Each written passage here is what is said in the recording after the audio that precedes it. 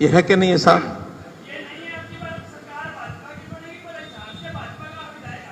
हारेगा आप, मैं जिताऊं तुझे, आप तुझे जिताऊं मैं।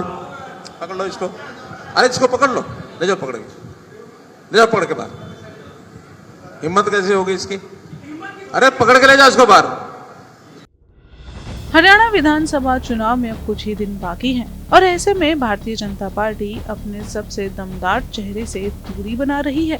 असल में बीजेपी पूर्व सीएम और केंद्रीय मंत्री मनोहर लाल खट्टर से परहेज करती दिखाई दे रही है। दरअसल ऐसा इसलिए कि बतौर सीएम रहते उनको और उनके फैसलों को लेकर जनता में जो नाराजगी थी उससे पार्टी चुनाव में बचना चाहती है। यही वजह है कि अभी तक खट्टर पीएम मोदी की सभाओं में मंच पर नजर नहीं आए। पीएम की सभाओं से खट्टर को दूर रखकर बीजेपी एंटी इनकम्बेंसी से बचना चाहती है। इसके अलावा मनोहर लाल खट्टर बीजेपी के पोस्टर से भी गायब हो चुके हैं।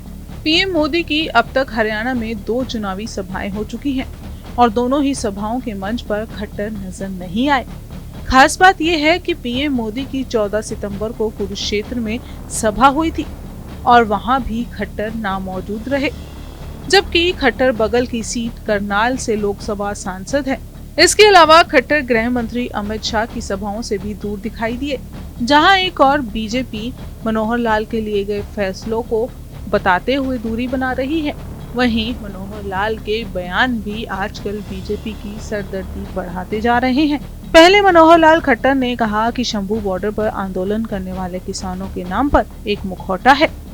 फिर जब वो हिसार में कार्यक्रम को संबोधित कर रहे थे तो वहां मौजूद युवक ने उनके सामने ही कहा कि इस बार हिसार में बीजेपी का विधायक हारेगा, जिस पर खट्टर भड़क गए और कहा कि हिम्मत कैसे हुई और उस युवक को सभा से बाहर निकलवा दिया। इसी तरह मनोहर लाल खट्टर ने कुमारी सैलजा को बीजेपी में शामिल होने का ऑफर तक दे दिया था, जिसे सैलजा ने ठुकरा दिया। इससे भी बीजेपी की काफी किरकिरी हुई थी। एक बड़ी समस्या उसकी ओर उल्लेख जरूर करूंगा, क्योंकि आपको लोग कहेंगे देखो ये क्या हुआ, देखो ये क्या हुआ। वो बड़ी समस्या यहाँ की है कि जो हमारा पंजाब का रास्ता बॉर्डर बंद है, ये समस्या है ना, है ना।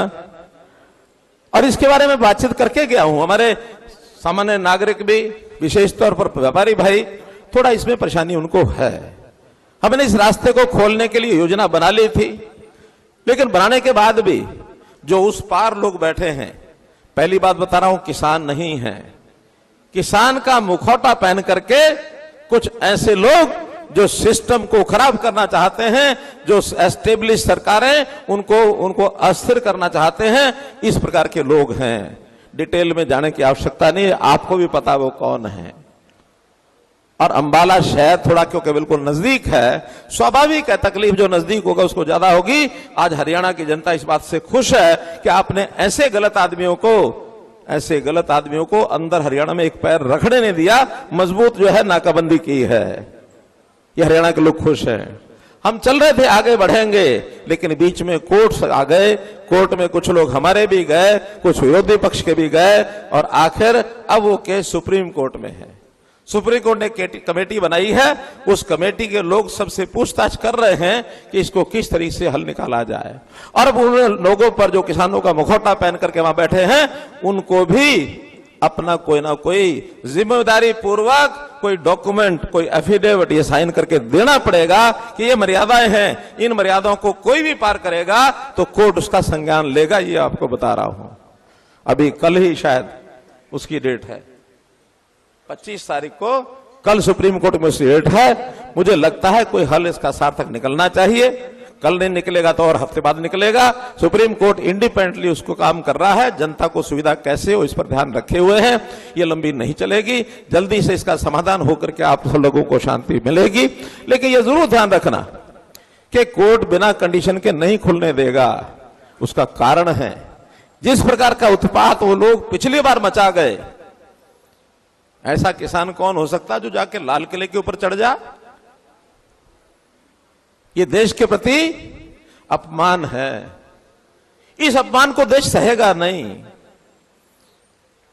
आखिर देश के सामान्य कानून व्यवस्था में परिवर्तन किया जा रहा है तो किसान आके कहता है ये जो कानून के बारे में कानून बनाए जा रहे हैं, हमारे सीआरपीसी के और पीसीपी के कानून बनाए जा रहे हैं, सीपीसी के, इन कानूनों को बदल दो, रद्द कर दो। अरे भाई, किसान किसान की बात करे, समझ में आता है, लेकिन प्रदेश की कानून व्यवस्था, देश की कानून व्यवस्था क्या होगी, इसके लिए हमारे पार्टियां चाहे सत्ता में है, चाहे विपक्ष में है, चाहे विधानसभा है, चाहे लोकसभा, राज्यसभा, वो सब बैठे उन व्यवस्थाओं को देखने के लिए। बिना मतलब के एजेंडे को हाथ में लेते हैं, विषय को उठाते हैं। हमको सबको समझना चाहिए, सावधान रहना चाहिए। आपको बताएं कि पटेल नगर की धर्मशाला जनसंवाद कार्यक्रम में प्रत्याशी डॉक्टर कमल गुप्ता अपना भाषण दिया था, जिसके समर्थन में मनोहर लाल वहां पहुंचे थे। इसके बाद पूर्व सीएम मनोहर लाल अपना भाषण दे ही रहे थे कि तब एक युवक ने कहा कि स्टेट में भाजपा आ रही है, लेकिन हिसार का प्रत्याशी हारने वाला है। इसी दौरान मनोहर लाल को गुस्सा आ गया और युवक को अपने पास बुलाया।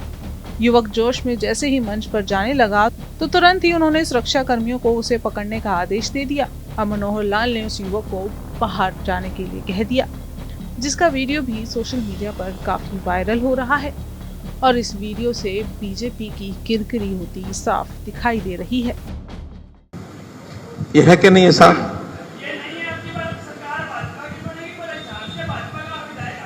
हारेगा आप, मैं जिताऊं तुझे, आप तुझे जिताऊं मैं। पकड़ लो इसको, अरे इसको पकड़ लो, ले जाओ पकड़ के, ले जाओ पकड़ के बाहर। हिम्मत कैसे होगी इसकी? अरे पकड़ के ले जाओ इसको बाहर। दरअसल केंद्र में मंत्री बनने के बाद भी हरियाणा में मनोहर लाल अपनी सक्रियता कम नहीं कर रहे। इस सक्रियता के चलते संदेश ये गया कि सीएम नायब सैनी के बनने के बाद भी हरियाणा के अहम फैसले खट्टर ही लेते हैं।